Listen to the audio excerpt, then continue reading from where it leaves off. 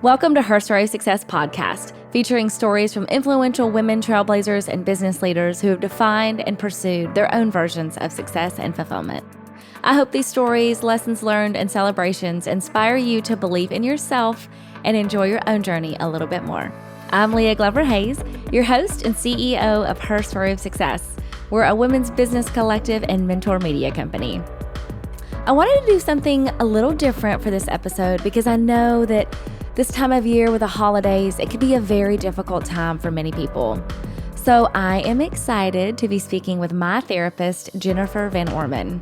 Jennifer's a licensed marriage and family therapist living in Nashville, and she's been an incredible resource for me as I walk through some of my past traumas, as well as the personal struggles that come along with owning my own business.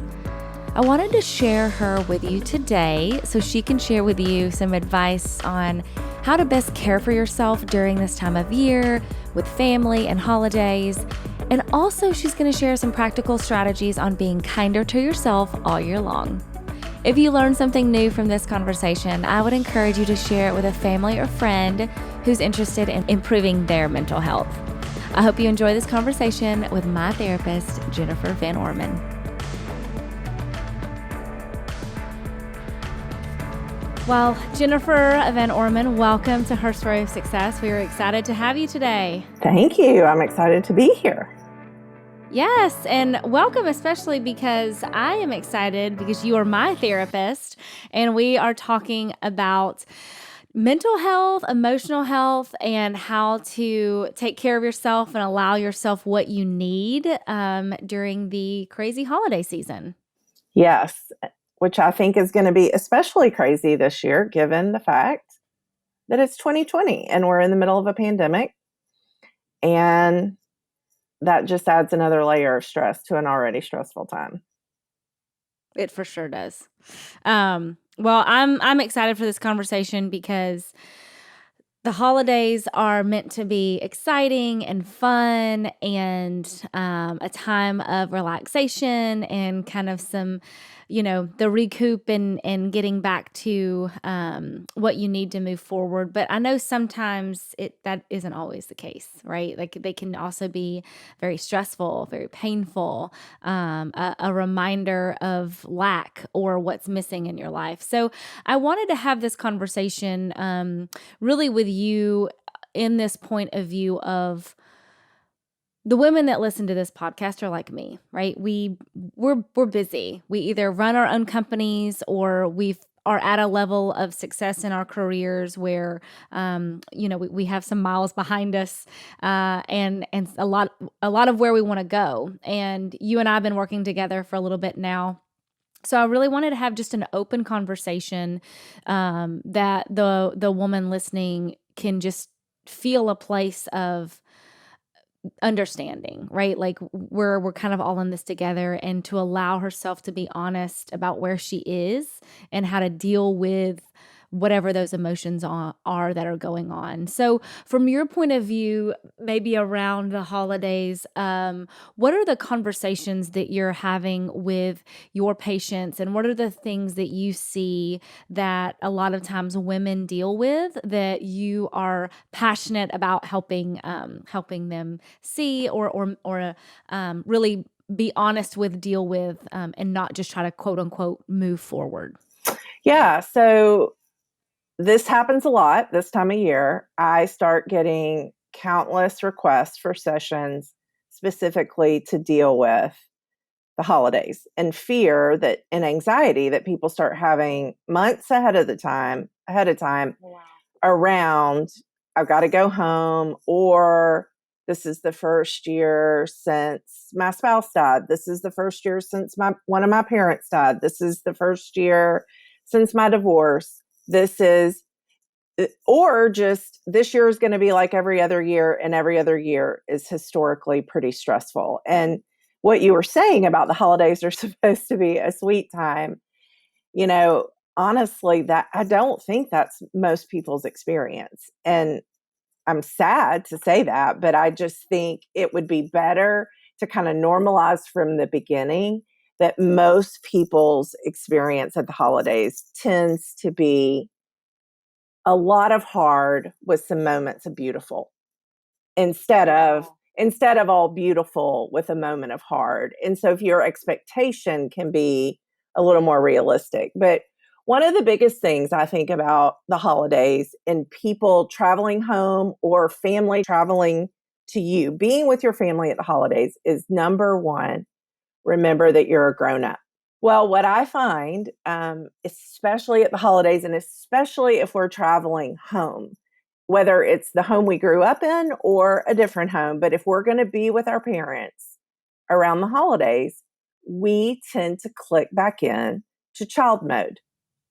We Mm. we go home and we take on that role all over again of I'm a kid at home with my parents.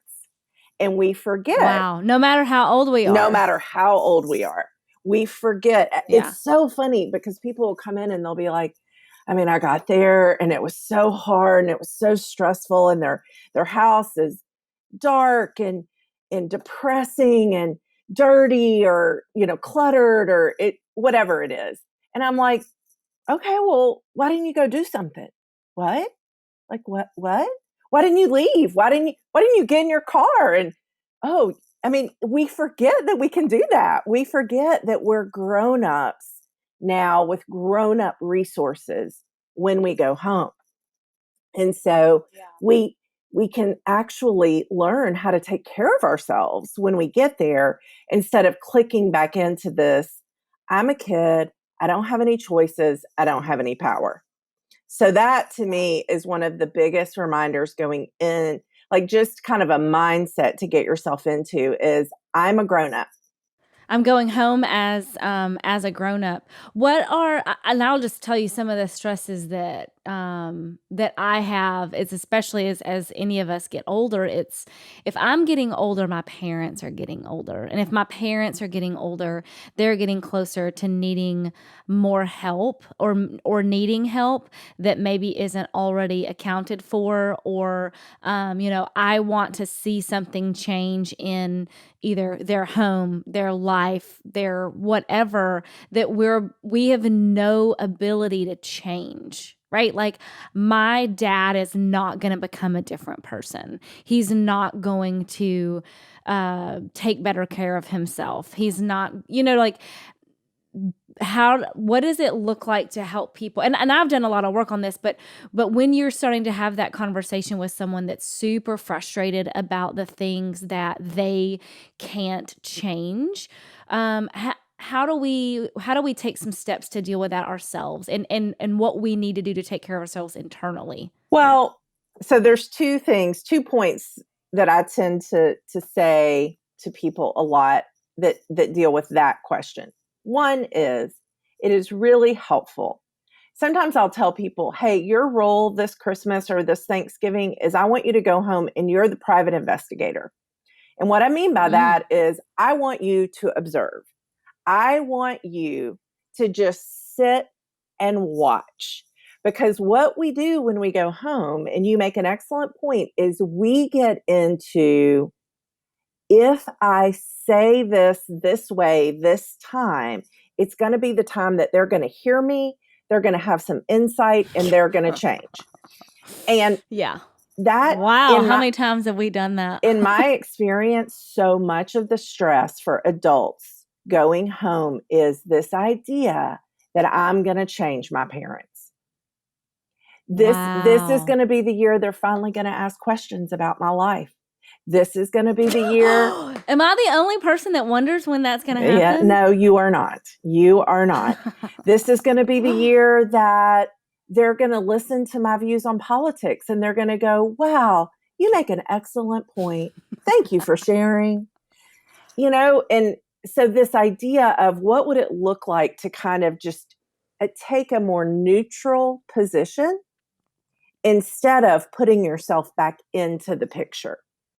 One of my favorite stories, a client told me who came in specifically really to do work around her family of origin. She's an older woman who hadn't married and still hasn't married yet. And so she's still going home as a grown up, but single. And so, and here's the other thing that I'll say about being single. in our culture, it's not okay to leave home. And by leave home, I mean there's this emotional leaving of home that we have to do to be able to go home and it be successful. But in our culture in the South, and then you add in maybe a layer of Christianity on top of it, and you don't get to leave home until you get married. And I hate that idea. I hate that idea. When we grow up and we geographically leave home, financially leave home, and emotionally leave home, then we're a grown up, whether we ever get married or have kids, ever. So sometimes I'll talk to my 37-year-old single client and I'll say, because she'll be presenting challenges about going home, and I'll say, hey, if you were going home with your husband and your child, would you have a hard time telling your mom that you don't want to go to this place with her and instead you want to go to bed because you're tired? And they're like, no, I wouldn't have a hard time. But something about being 37 and single, you don't feel like you have that voice. So anyway, so she said, I feel like what happened after about a year of us working on this family of origin idea and how to go home and be more of yourself at home. She said, I went from feeling like I was inside the snow globe, getting shaken up with my family, to now I'm on the outside of the snow globe. And guess what? The snow globe still gets shaken. It still is messy and is chaotic, but now I'm on the outside and I'm not getting shaken with them. With it. And that's what I mean That's good. about that observer role. The other thing that I think is really important, and this is an emotional task, I'm going to say this as if this is something to cross off the list, but this is actually something that takes a lot of time and a lot of emotional work. But once we can grieve what our family has never been and will never be able to be for us, because we all have spaces, no matter how great our family is. Oh yeah, we've talked about mine. No matter how great they are or how not great they are, we all have this space in our family of going, they are never going to be able to do this with me. We're never going to be able to have this conversation. They're never going to be able to accept this part of me. And if we can grieve that, then we can go into the holidays or into time with our family with this mentality of, I can accept what they're able to do and I will be able to let go of what they're not able to do. Because in my experience, again, what we do when we go home to our families is, whether it's for the holidays or just a random weekend during the year, we think, even though this well has never given me a drink of water before, I've gone to this well a million times. And every time I raise the bucket up and there's no water there, we somehow believe this time is going to be the time that we go to the well and we actually get a drink of water. And why would we do that? Why? It's so painful to get there and go once again, versus this idea of, could we go into it going, I've never gotten a drink of water, figuratively. I'm going to bring my own water. Yeah, I'm going to bring my own water. And bring your own. Yes. Yeah, that's what I've started doing. Is like, you know what?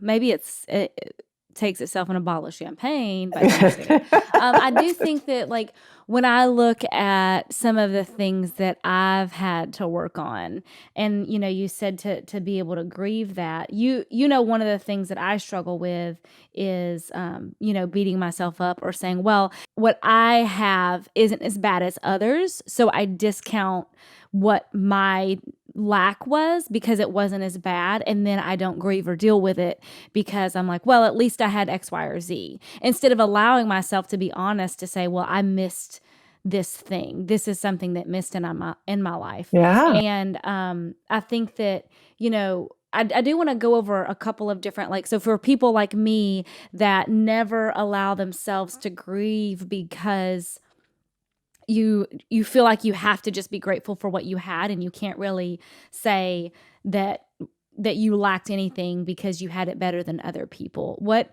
does that look like? And then I want to flip it to the other side. When we employ this tactic of, well, but I didn't have it as bad as so and so, or at least they did this, or if I had a nickel for every time I've heard this, they did the best they could. Those are all, in my opinion, ways that we minimize our feelings. And that isn't going to be helpful, because the only way that we're going to process the feelings is to give space for them and honor them. And so when we say those statements, it's really our way of saying, this doesn't really matter. It didn't really hurt. I'm not really sad about it. In fact, I should be grateful for it, or I should be thankful.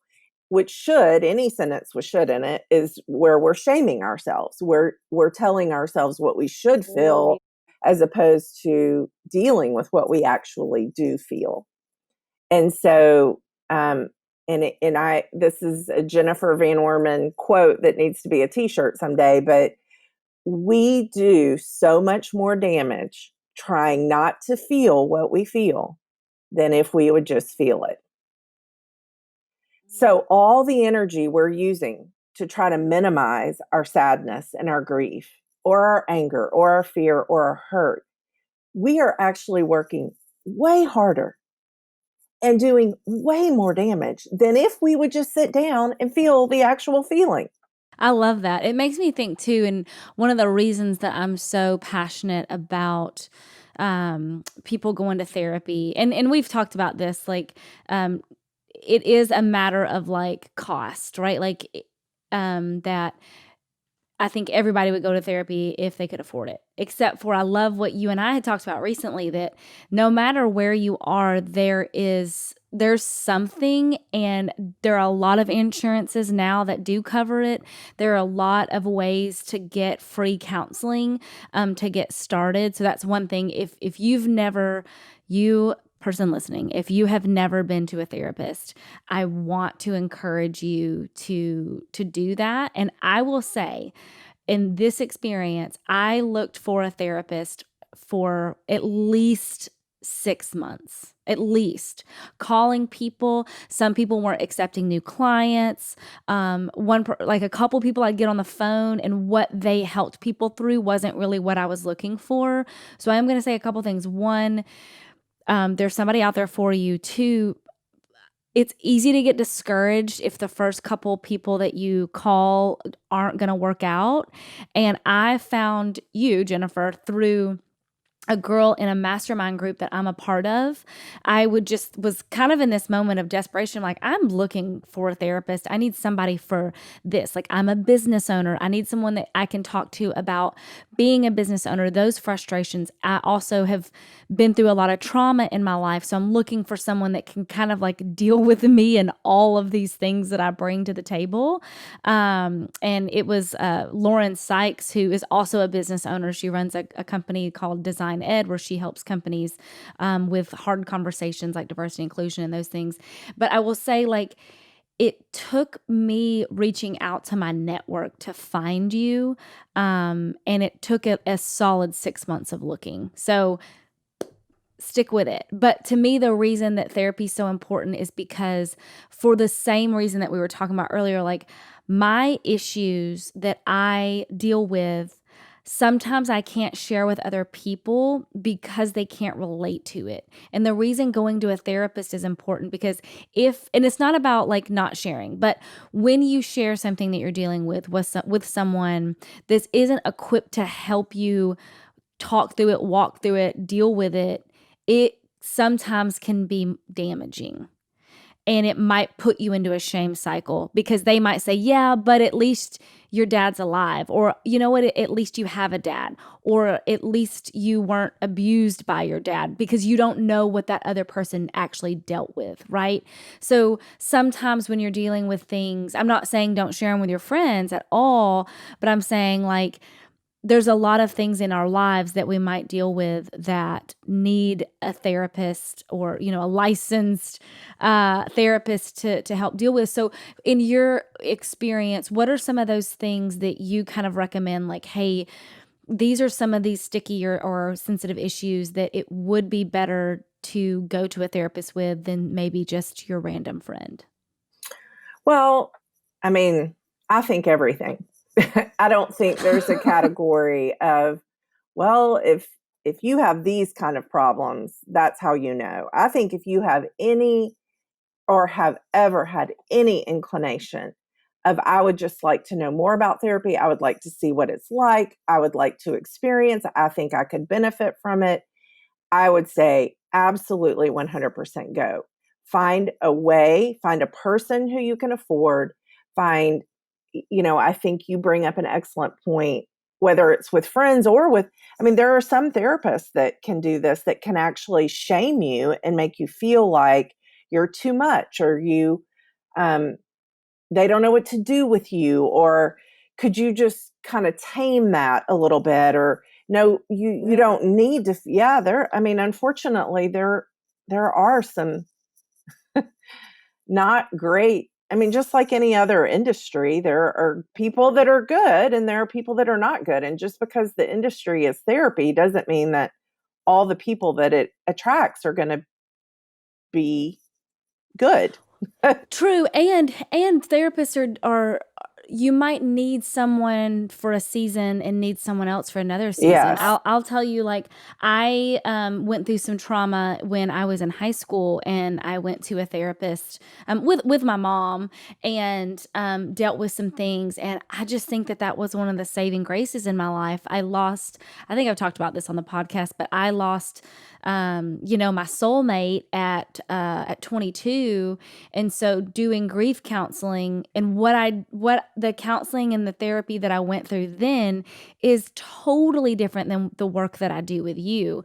A few years ago, I went to a therapist that when I was very much in a very seeking stage of my life, in a very seeking season, and I went to her and it was great. And with you, I think we've talked about I'm always going to be a seeker, but I feel like okay, I've got a few of these things figured out, but I feel like I'm this top that's spinning that's just like with no direction. And I came to you and I said, hey, I am a lot of personality. I'm a lot of things at the same time.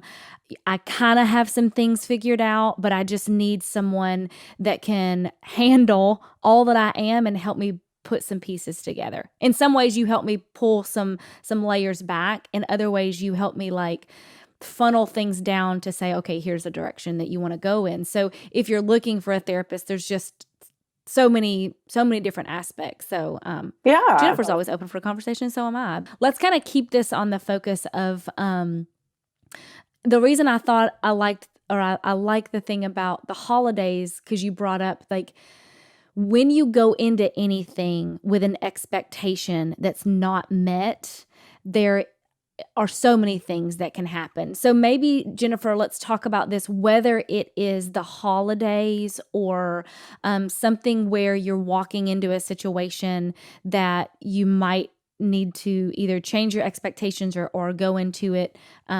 Maybe let's talk about that a little bit. How can that relate, whether it's the holidays or something else?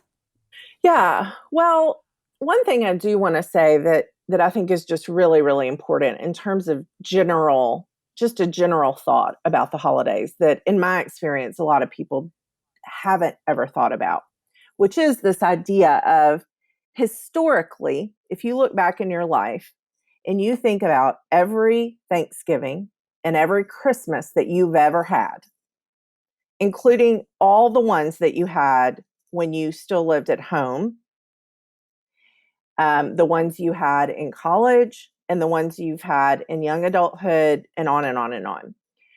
And for me, for instance, I come from a family of a lot of addiction and a lot of chaos and a lot of volatility and a lot of abuse. Well, guess what happens at the holidays if you're an addict? You use more, you drink more. If your drug of choice is some sort of drug or pill, guess what? You're going to take more of it at the holidays. Why? Because one, there's this celebratory piece of the holidays. So if you're drinking, the tendency is to drink more. I have specific memories of Christmas Day, my dad being drunk in his chair by like 10 a.m. 10 a.m. Like just, he was there in body, but he was gone emotionally because he was impaired already. So, even being a mom myself, I know even though our family now is healthy and loving and peaceful for the most part, the holidays represent a ton of stress for me. I become a crazy lunatic as a mom around the holidays because I'm like, I've got to get these gifts, I've got to get them wrapped. We're having people over, the house has to be clean. Well, guess what? My kids are picking up on that stress. So when you were younger, even if your family wasn't an addicted family and you didn't have an alcoholic who was drunk in the chair by 10 and you didn't have people screaming and yelling, you still likely had a high level of stress. So there's this great concept that's becoming more and more popular around this idea that we store trauma in our bodies. And so we have stored these feelings in our bodies around the holidays. And guess what the triggers are that start thawing those feelings out? Christmas carols, putting the tree up, it starts to get cold outside. It starts to get darker outside earlier. You start seeing the Christmas commercials. You start hearing the sounds and the sights. And so even if your mind isn't thinking, oh gosh, here comes Christmas and this is going to suck. Even if your mind isn't thinking that, your body's going to start producing some of the same feelings that you always had around the holidays. And I would contend that most of us have a good dose of negative feelings stored around the holidays, regardless, again, of what our family was, whether we were poor or rich, whether it was a loving family, whether it was a broken, terrible family, whether just all the things. And so, and I'm going to tell this story. It's very personal to me, but I think it speaks to this concept. It puts arms and legs to it. So, for years as an adult, I hosted Thanksgiving for my family. I have much younger brothers. They weren't married yet. I was already married. I had a home. My mom had kind of got to the point where she downsized. So my home made sense. So every year, Leah, every year we're hosting Thanksgiving. I have two boys, one JR, he's now 24. I have a boy, Jack, that's 12. So JR was more high school ish and Jack was a baby. So I get up every Thanksgiving and I just start freaking out, for lack of a better word. So stressed, so overwhelmed, trying to make all these dishes, setting the tables. And I have a problem. I will take responsibility that I'm not just going to do it halfway. Like it's going to be beautiful. It's going to be amazing. So I put a lot of pressure. So by midday, I'm screaming at my kids. I'm screaming at my husband. And to the point that at one point, my oldest came to me and said, "Hey, Mom, can we not host Thanksgiving anymore? Because it's really not fun." And I just thought, Oh, oh wow. my, It broke your heart, I'm sure. because again, back to your initial point, this is not what the holidays are supposed to be. So Right. here's what I'm getting at. So fast forward a few years, I'm sitting at lunch one day with my brother who has a birthday often around Thanksgiving. And one of the years, his dad, who was my stepfather, sexually abused me when Mm. when my mom was at the hospital having him. So my mom goes to the hospital to have my brother. I had never known what day that actually was. So we're at lunch. We're all Wow. grown ups. Like I'm 40 years old. My brother's 30 at this point, 30 something. And he says, well, the year I was born, it was Thanksgiving Day. I was born on Thanksgiving Day. 40 years old, Wow. already a trained therapist. And it was the first time that I thought, holy shit, I was sexually abused on Thanksgiving Day. I'd never made that connection before. Wow. So every Thanksgiving, Do you think all of that a pulls the sudden, trauma? oh my gosh, of course it did. Of course it did. Now, Wow. here's the thing. A lot of y'all are going to be like, well, so what? So, I mean, yes, that's good awareness and good insight, but what does that matter? Every year since then, when Thanksgiving is a coming, I start going, Jennifer, it's going to be hard. Jennifer, you have a lot of trauma around this day. And it has allowed this new practice of kindness to myself. This new practice Wow. of going into this day going, oh yeah, you're probably going to have some big feelings today. And you think it's going to be about how overwhelmed you are that you're having your family over. And that's some of it. But you're having big feelings about a really big trauma. And that's okay. That's okay. And it has totally shifted. I'm not saying I don't still become a raging lunatic sometimes on the holidays or specifically on Thanksgiving, but I will say there's not a Thanksgiving that goes by that I almost don't just give myself kind of a sweet hug around, yeah, this day holds a lot of old pain and history. And I can honor it now instead of just getting myself into this place of I'm losing my mind going, what's wrong with me on Thanksgiving? So that's the point I want to make to the listener is that all of us, no, maybe you didn't have that extreme of a trauma on a holiday, but we all have triggers around these holidays. And I would encourage everyone to do a little bit of intentional seeking around what are some of those holiday memories? What are some of those traumas? I wonder what does get released in my body. If this whole movement is true and that we have this trauma stored in our body, whether we're aware of it mentally or not, what is getting released in my body around the holidays? What feelings? What Yeah. stored experiences and emotions? That is, and I do love that you say like not because some people listen are like, wow, I have no trauma compared to what she did. Cause right, we get into that like Comparison, comparison yeah. mode.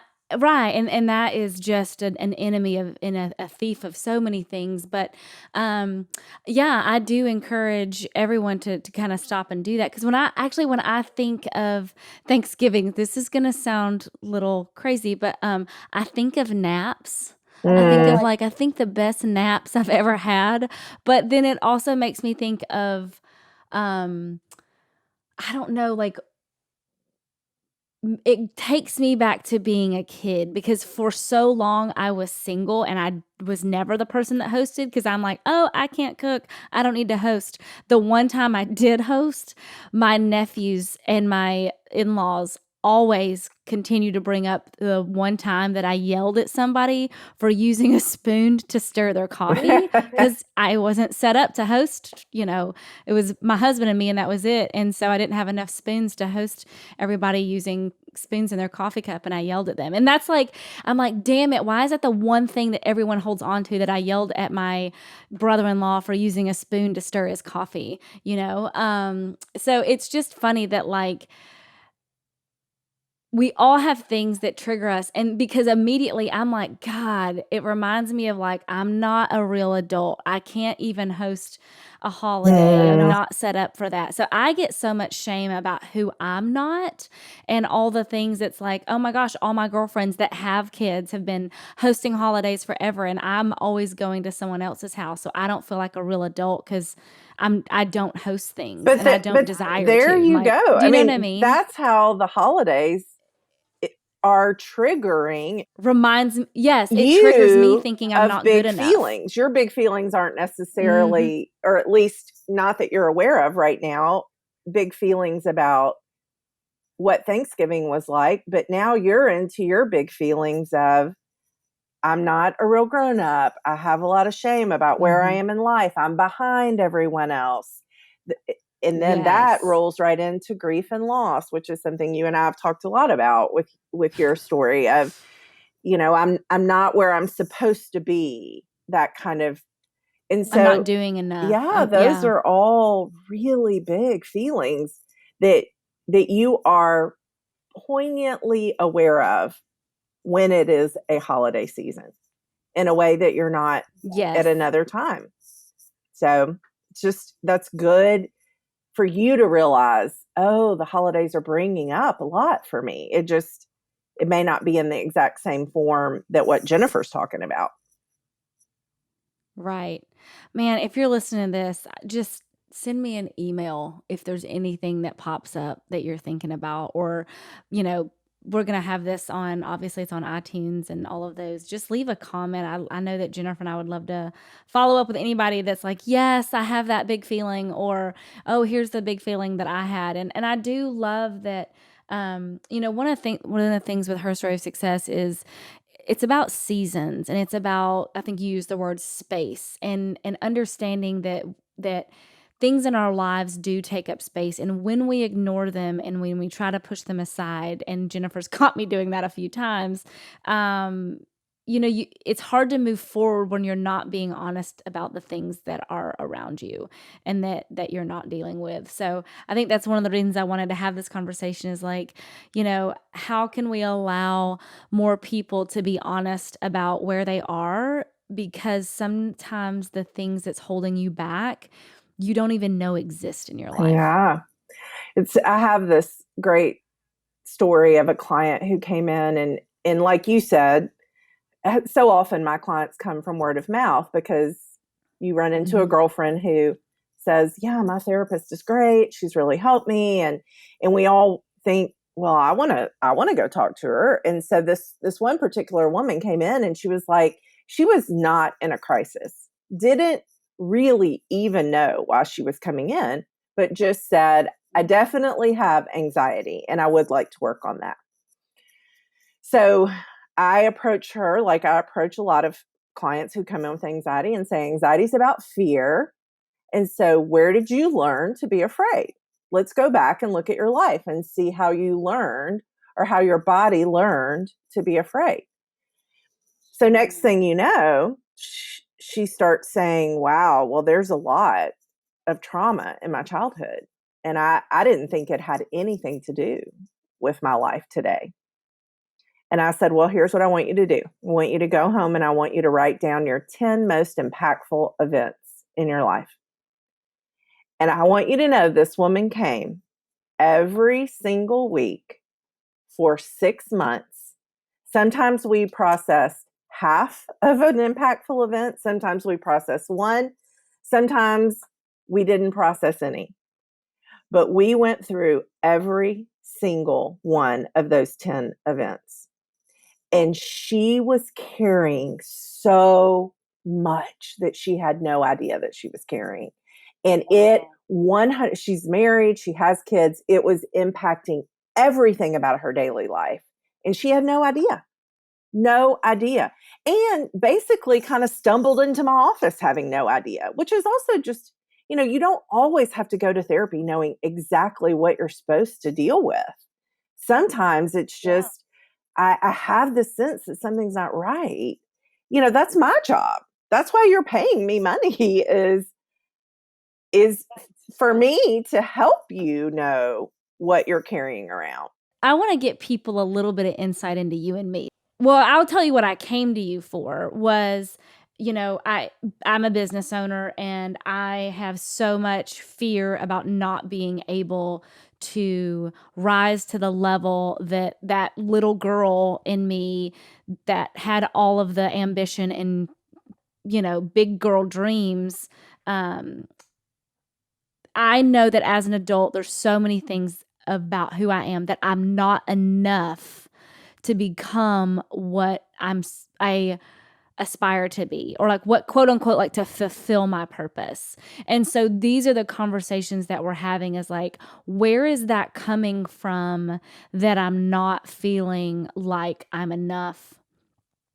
And those are some of the things that we're working on. There And has been a lot of what does that have to do with your childhood? Like, you didn't right. just walk I in. wasn't taking it back to my childhood. No, you were. Yes, you were.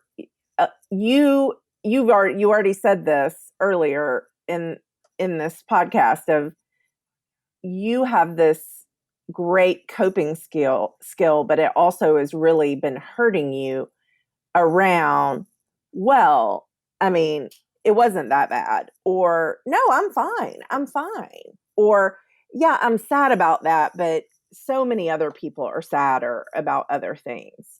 And all of that has been an excuse to just not feel what you needed to be feeling, and to not, to use my Yeah. word, honor it. Right, because there's a small example. So when I was in sixth grade, we were outside at church playing like softball or something, and somebody slid into my ankle.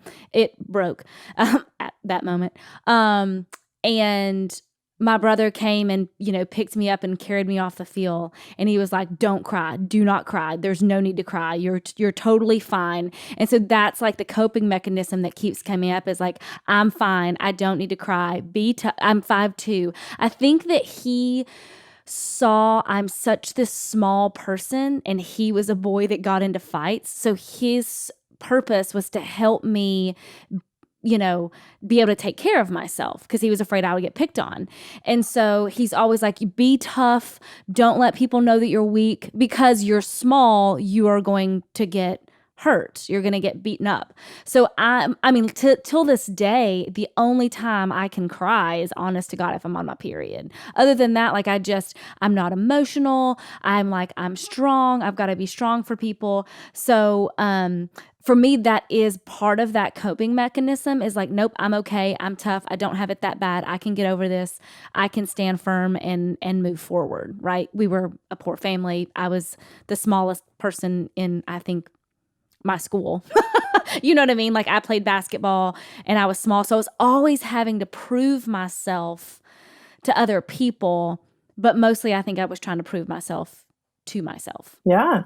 And I would say that that very statement is the same thing that is what brought you in to see me, of, I'm not proving myself enough, even in my career right now. And you and I have talked a lot Right. about this idea of how much, and this is so common. You by far are not the only one who struggles with it, but how much we tend to expect from ourselves and how hard we are Mm. on ourselves. I see so many Yeah. people who are so much harder on themselves than anyone else could ever be on them. And it's funny because I don't feel like I am, because I'm that person. Like, so many people will be like, well, I'm going to do what I said I'm going to do, because I said I was going to do it. And I'm not that person. I'm like, no, I'm not going to do something because I told you that I would when a situation has changed. Do you know? Because I think that I'm like, well, I'm not hard on myself, because I'm not going to make myself do something just for the sake of doing it, because someone has this like, well, that's integrity. I'm like, well, that's integrity to you. Integrity to me says that I don't want you to do something with or for me just because you said you would, right? Like, if you decide not to, what if I find somebody that is going to do that for me or with me that's even better than you, because you don't want to do it and they're excited about it? Does that make sense? Yeah. So when you say I'm hard on myself, I'm like, well, I'm really not that hard on myself. Because that's what I say, right? Like, the things that I've said, I'm like, well, I'm lazy, or I'm like, I go so negative and I don't even see that that's me being hard on myself. I'm like, no, that's just me being honest. Right. Right? And Yes. I'm like, why do I think that the bad things are the honest things? Yeah. But My I'm the first person to be someone else's cheerleader and be like, no, you can do it. You're 100%. amazing. While I build 100%. up everybody else and then I'm like, but Yeah. I'm not good enough. Yeah. I mean, almost every mental health issue that I know of could be fixed by kindness to self. Well, let's talk about what that looks like. What does it look like to be kind to yourself? So for me, when I'm beating myself up, being negative, what are some of the steps I can take to start to be kind to me? Well, I mean, in my opinion, everything starts with awareness. And so, first, I think we have to listen. Uh, It is so amazing to me how we all have these inner voices in our head, but we have never stopped and really been intentional about what is that voice saying to me. And so a lot of it is, and I'll even have people write it down, like when we're in that place of being hard on ourselves or beating ourselves up, or what is the voice actually saying to us? You know, mine can depend. Mine can be, you're not pretty enough, you're not smart enough, you're not skinny enough, you're too much, you're too difficult, no one's ever going to love you. Like, I have had to do a lot of work to first capture what that voice is saying to me, because if you really come down to it, it's all lies. It's all a lie. And you can't counter a lie unless you know truth. But you can't know truth if you don't know what the lie is saying. And so a lot of times that's where we start, is just the awareness of, I call mine a lot of times, it's a parade. It's like just one thought after another goes by. And it's been really good for me to start to watch the parade, observe the parade, and see what it's saying. Because then I can kind of counter it and engage it and fight it a bit. But before, it just went on and I didn't even know it was going on. I have two thoughts in my head. One, for me, when I see you say, okay, I see the lies, and then how do you flip that into the truth? Well, oh, I'm not pretty enough. Well, I mean, but yes, you are. Look at your eye. You have beautiful eyes. Your hair, it looks like golden perfection. So you start to do, I guess I'm Yeah. asking, do you say, like, that's not true? Like for me, so when I say like I'm lazy, I am not lazy. I am a very hard worker when I believe in what I'm doing. So to what I can say is like, that's not laziness. It's your body reacting, saying, stop. This isn't something that you're supposed to do. So recognize it and see what needs to change or shift for you to be able to give it all that you have. Right. Because everyone that I ever say like, oh, I'm lazy, they're like, Leah, you will walk through fire and a wall. You are a hard worker. I will work 16 hours. So instead of allowing myself to say I'm lazy, like, no, what is this warning that you're trying to give yourself that says this isn't the work that you're supposed to be The doing? last client I just saw before I hopped on here is grieving the loss of a husband. And she said Oh, probably 5 times in our session today, am I just being lazy? And I was like, no, oh, you are grieving. And your body is telling you that you don't have anything left. That's not mm, lazy. So, yes. yeah, But here's what I will say that is important, is you can't just come up with total BS. You, like, I'm not pretty. good point. You can't just go, "Oh, I'm Miss America," if you're not Miss America, because we're not going to trust things unless You're they're not going to believe true. that. Yeah. And so, yeah, we have to come up with things that feel authentic and real, but things that Mm. can counter the lie. I do think that that's important to use the word authentic and honest, and it at the end of the day, they're your feelings, right? They're your things, and having to find something that's authentic to you to be able to counter that with. Yeah. I want to go over just a little bit more advice. So that's like, okay, when you start to tell yourself something, a little bit of advice for like practicing self-care during the holidays of dealing with family tension, stress of traveling, seasonal depression, kind of all of those things. So I wrote some things down. One thing that I think is really important when we go home, this is going to sound crazy, Or host people, yeah. is yes, or have people is all well, this applies specifically if you're going home. Always have a car. Have your own car. Like, that sounds simple and silly, but that is part of what I mean about reminding yourself you're a grown up. If you can go, wow, things are getting really tense. I'm going to get in my car and go for a drive. And I'm going to call my best friend back at home and remind myself that I am actually a grown up and I'm not a kid who's come home to live again. My first husband passed away and I used to vacation with his family every summer. And the first few years, it was brutal because I'm like, I, we'd been married 5 years. I barely know these people myself. And here me and my son are vacationing with them. They're not my family. And the one person that brought us together isn't here anymore. I always had a car. And every day, I kid you not, I forgot something at the grocery store and I would have to go get it. I sarcastically forgot something at the grocery store and would need to go get it because it made me feel like, okay, I'm a grown up. I have my own power, my own resources. The other thing that I see us do a lot when we go home is we stop all self-care or when people come to us. So let's say we exercise every day, or we do yoga every day, or we journal every day, or we just have some mindfulness routine that we practice every day.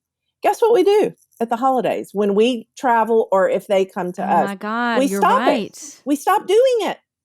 So the Oh, things it's that so help us true. be okay, we're not doing anymore. Don't do that. Don't do that. Wow. Take It, your journal with you. and we think, here's the other crazy thing is we think, oh, we can't because we're supposed to spend time with this family. We're supposed to be spending good time with the family. But here's the thing. If you're not taking care of you and you're not full, you don't have anything to offer them anyway, and you're going to end up resenting them and hating them before the visit is over. So go ahead and take that hour, go do Mm, something good for you. And I guarantee you the other 5 hours that you're with them are going to be more enjoyable. better. Yeah. I love that. Ooh, that's Another, good. another practical, this is, we can end on this one if you want to. I could probably go on, Okay. but leave you and them wanting more. Leave you and them wanting What does that more. mean? Don't underestimate your visit, underestimate how many days you want to be with them or you want them to be with you. One of my clients said to me, she went home recently to Memphis and she said, I stayed 2 days. I could have stayed longer, but it was really good to leave at 2 days because I still liked them and they still really liked me. So, you know what? If you know 5 days at home is too many, don't go home for 5 days. Don't Again, do you're a it. grown up. You don't That's have good. to. Go home for two Yeah, you days. don't have to spend every day with Go them. home for Yeah. 2 days My and husband and I leave. will do that. We'll leave on a Saturday or we'll take off Monday if we're going to leave Sunday sometimes because we just need to like have some of that like we need just some us time and it not just be in a car. I love that. Okay, so last question I always ask people is where how do you define success for yourself today? Living and feeling out of my full heart, possessing a full, healed heart that I bring every day to the action of crafting a beautiful life for myself. And we didn't get I to love talk it. about my personal stuff very much, but I'm not married, so I often think, I'm probably I'm 50. I really may never get married again, And so how do I, like, who's going to take care of me someday? Who, if I get breast cancer in 5 years, like so I spend my life, and I'm not joking, really working hard to invest well in people and love people of all ages. I mean, some of my closest friends are my 5-year-old neighbors who come to my house for my snack basket, even though I have my own kids too. And my son gets really jealous because he thinks that I like them more than I like him, which isn't true. But so I'm investing in people from 5 years old to 75 years old, all in between, married, men, women, married, single. I want to love well and bring my whole heart to relationship with others. And I'm never going to be alone. And I'm never going to look up and be like, who's going to be there for me? I love that. I love that you're there because, I mean, we all know people that are married, have multiple kids, what seems like full lives, and they are so alone. They feel so alone, so 100%. isolated, It's being not, surrounded by yeah, people. it's It's internal. It is internal. 100%. It has nothing to do with Oh, what you have in life and what you get in life. I have kids. I've had 2 marriages. I have an amazing career. But I've had to work really, really hard at pursuing healing for my heart so that I can bring my whole heart to life. And I've never been happier in all my life, ever. And I I love it. Well, anticipate saying that 10 years from now, that I'm even happier than I hope so. and I don't like the word happy, but I mean peaceful, content, like Right. it is well within me. It is well with my soul. I love it. Well, thank you so much for joining us. This was great. I love talking to you. Thank you. It was really fun. And on here. Absolutely. Thank you, Jennifer. Thanks for joining me. To subscribe, click the circular icon, and to watch the latest episode, click the video on the right. If you listen to podcasts, check out Her Story of Success on your favorite podcast platform. See you next time.